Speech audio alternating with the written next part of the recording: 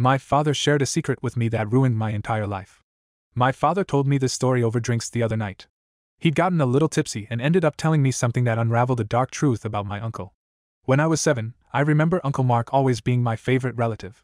He always invited me around to show me his airsoft gun collection, have hide and seek parties with my friends, and even took us to the beach. He would always come with sweets for us and acted like one of us, another child who just wanted to have fun. But then came the day when everything seemed to fall apart.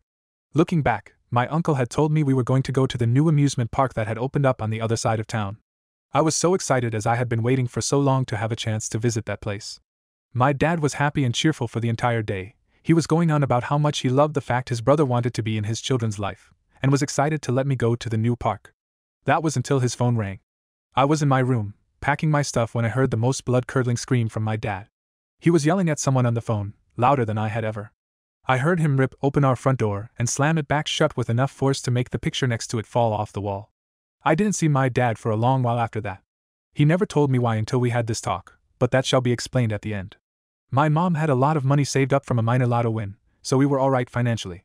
She kept assuring us, "Your father is just away for a while because he was looking after you and your siblings." Uncle Mark didn't come that day. We did see him around town, but he always ran away as soon as my mom saw him waving at me. 9 months later, my father came home and I excitedly ran and hugged him. He hugged me right back, and that night we had a party to celebrate his return. A week or so later, Dad sat me down with the other children and explained that Uncle Mark wouldn't be coming around anymore. When I asked why, he just said Uncle Mark was a bad person and that if he ever tried to talk to us, we were to ignore him and come find one of them. We all agreed because my dad knew best. A year or so later, I was leaving school and was waiting for my parents to pick me up when I saw Uncle Mark.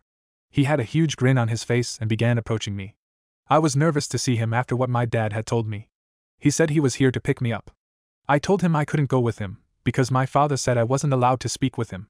That's when Uncle Mark's tone seemed to change in an instant. He had this scary look on his face for a second, then he told me it was all good. He said he had spoken to my father about the situation, and that my father had changed his mind and asked him to pick me up from school that day. When I refused further, he grabbed my hand and began leading me towards his truck. Luckily for me, this was right as my father had arrived to pick me up from school. My dad ran up and punched Mark right in the face, blood spewing out of his mouth. I didn't see much after that except Uncle Mark running away with my dad chasing him. My dad came back after a little while, sighed and took me in for a hug. He told my mother to take me home, and that he'd see us later. He was lying, and I knew it would be a long time before I saw my father again. 5 years. 5 years my dad was gone. Sometime during this time period, my mom had admitted to us that he was in prison for protecting us. We all knew it was likely because he hurt Uncle Mark. We didn't know at that time, but Uncle Mark liked kids. A lot. The day I was meant to go to the amusement park, my aunt, Mark's wife, had called my dad. She told him she'd found pictures under their bed of children and she was scared of what to do. Mark was a large man, and she later revealed that she was too scared to call the police as Mark had been abusing her for years.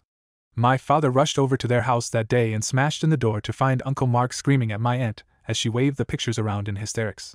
That day, my dad had beaten Uncle Mark within an inch of his life. The entire time my father was being arrested by police, Mark was screaming that he was going to make my father pay for what he'd done. The worst part was, by the time my dad had explained why he had done it, Mark managed to gather all the pictures and incinerated them all. He also scared my aunt into saying nothing, so there was no evidence to use against him. My dad was sent to prison for assault, but made sure my other uncles and older cousins were around to protect us in case Mark came back. For the duration of my father's sentence, Mark didn't try anything. He waited until my dad thought we were safe. Come the day after school. It turns out Mark had come to kidnap me from right under their noses. And who would stop him? Nobody believed my dad when he explained who Mark truly was.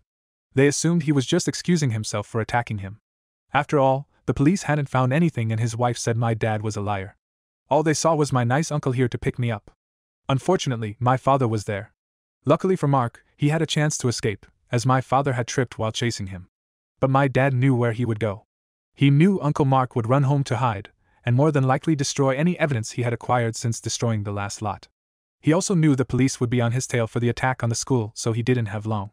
Sadly for Mark, my father was in a car, and he was on foot. He drove over and demanded to know if my aunt was going to lie again, after what Uncle Mark had just tried to pull. She said she wouldn't stop my dad or save Mark this time. My dad ordered her to get all the evidence she could as he waited for Mark to appear. She came back down with pictures. Lots of pictures. He then told her to go, wait 1 hour, and then call the police. He was ending this. And as Uncle Mark appeared, my dad, who had been waiting behind the wall of his garden, slammed him through the door of his house. He then proceeded to beat him to death in his doorway. By the end, he could no longer see the floor through the blood. My dad was arrested on murder and did so without resistance, only saying he wished the police had done his job for him. When the true nature of Mark was revealed to the court, my father was instead charged for manslaughter, rather than murder. His lawyer stated my father had gone into a protective rage and had only intended to render him harmless. No one seemed to argue with these charges, including my father. He said he didn't regret it, but that he wished he had done something else purely so that he didn't miss out on so much of our lives. After hearing the story, I was very grateful my father didn't tell me about this when I was younger. I know now I would not have been able to handle all of that, and this only made me prouder of my father.